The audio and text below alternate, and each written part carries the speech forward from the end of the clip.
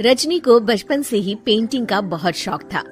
वो हमेशा से ही पेंटर बनना चाहती थी, पर उसके माँ और पिताजी ने उसको कभी भी इस चीज के लिए सपोर्ट नहीं किया और उसकी शादी नीरव से हो गई। नीरव रजनी को बहुत प्यार करता था, पर रजनी हमेशा चुपचाप ही रहती। वो इस शादी से खुश नहीं थी। वो ये शादी नहीं करना चाहती थी। उसे तो हमेशा से पेंटर जो बनना था। अपने इस सपने को वो नहीं पूरा कर पाई, इसलिए वो हमेशा उदास रहती थी। रजनी, बहुत ही बढ़िया फिल्म लगी है, कल देखने चले? नहीं जी, कल मुझे बहुत काम है, मैं नहीं जा पाऊंगी।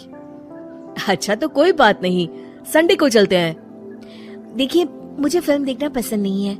आपको जाना है तो चले जाइए। नीरव को मना करके रजनी वहाँ से चली जाती है और अपने बैग को खोलकर उसमें बंद पड़े ब्रश और कलर्स को देखकर रोने लगती है। रजनी, चलो ना कहीं बाहर खाने चलते हैं, कुछ तुम्हारी पसंद का। जी, मुझे नहीं जाना, मेरी तबीयत ठीक नहीं है। रजनी वहाँ से चली जाती है।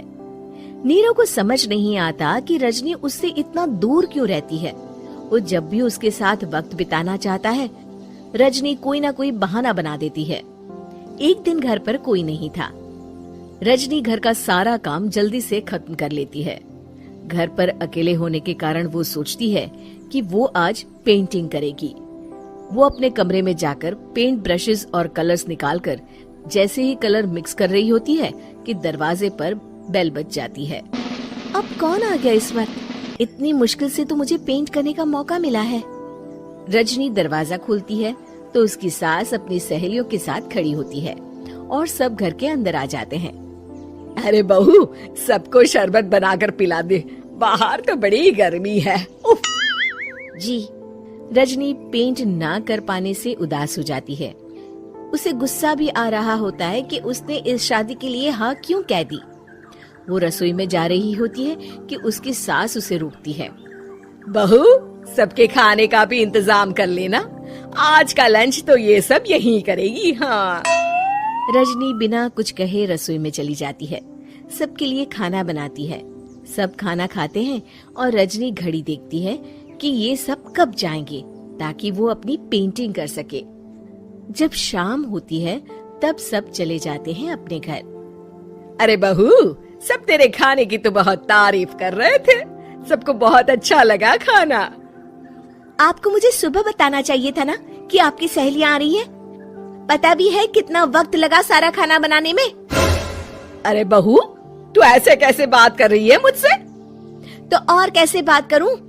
मैं इस घर की कोई नौकरानी नहीं हूँ कि इतना काम करूंगी। रजनी अपने कमरे में जाकर दरवाजा बंद कर लेती है। शाम को जब नीरव आता है तो उसकी माँ उसे पूरी घटना के बारे में बताती है। क्या रजनी ने आपसे इस तरह बात की माँ? हाँ, और पता नहीं उसे क्या हो गया है, शाम से बाहर भी नहीं आई है। मैंने तो कई बार आवाज दी, खाना भी नहीं खाया उसने। तू ही बात करके देख ले बेटा। नीरव अपने कमरे का दरवाजा खटखटाता है। रजनी, दरवाजा खोलो, मैं हूँ। रजनी दरवाजा खोलती है और फिर वापस जाकर अपने बिस्तर पर लेट जाती है। रजनी, माँ से बात करने का ये क्या तरीका है? मैंने कोई गलत बात नहीं की है। अरे तुम क्यों ऐसे बर्ताव कर रही हो सबके साथ? क्या तुम इस शादी से खुश नहीं हो? रजनी कुछ नहीं बोलती। अरे बताओ मुझे रजनी, क्या ये शादी तुम्हारी मर्जी के खिलाफ हुई है? हाँ, मैं ये शादी कभी नहीं करना चाहती थी। तुमसे क्या, मैं किसी से भी शादी नहीं करना चाहती थी। रजनी रोने लगती है। चुप हो जाओ रजनी, बताओ मुझे, तुम क्यों नहीं करना चाहती थी शादी? रजनी बेड के नीचे से अपने पेंटिंग्स, कलर्स, ब्रश, पेपर्स निकालती है। इतने में उसकी सास भी कमरे में आ जाती है। ये देख रहे हो, ये थे मेरे सपने। मैं पेंटर बनना चाहती थी, पर माँ पापा ने कभी सपोर्ट नहीं किया और मेरी शादी करवा दी। मेरे सारे सपने टूट गए। हर वक्त बस गुस्सा आता रहता है मुझे।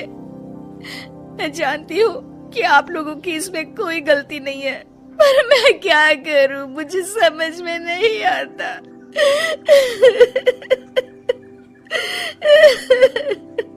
रजनी फूट फूट कर रोने लगती है। मुझे माफ कर दीजिए, आप दोनों के साथ मैं बहुत बुरा बर्ताव कर रही हूँ। अरे रजनी बेटा चुप हो जाओ तुम। नीरव पानी लेकर आता है। ये लो पानी पियो और शांत हो जाओ। रजनी पानी पीती है और उसकी सास पेंटिंग्स देख रही होती है। अरे नीरव, हमें तो पता ही नहीं था कि हमारी बहू कलाकार है। अरे कितनी अच्छी पेंटिंग्स बनाई है, देखो तो। ये वाली तो मैं अपने कमरे में ले जाऊंगी। आपको ये पेंटिंग्स अच्छी लगी? अच्छी नहीं, बहुत अच्छी लगी। और तुमने हमें बताया क्यों नहीं? तुम जब चाहे पेंटिंग कर सकती हो रजनी। हम तुम्हारे सपनों को पूरा करने में तुम्हारा पूरा साथ देंगे। हाँ बेटा, हम कला की कद्र करते हैं। हम कलाकार तो नहीं, पर मुझे गर्व है कि मेरी बहू एक कलाकार है। रजनी, नीरव और सास तीनों हंस पड़ते हैं।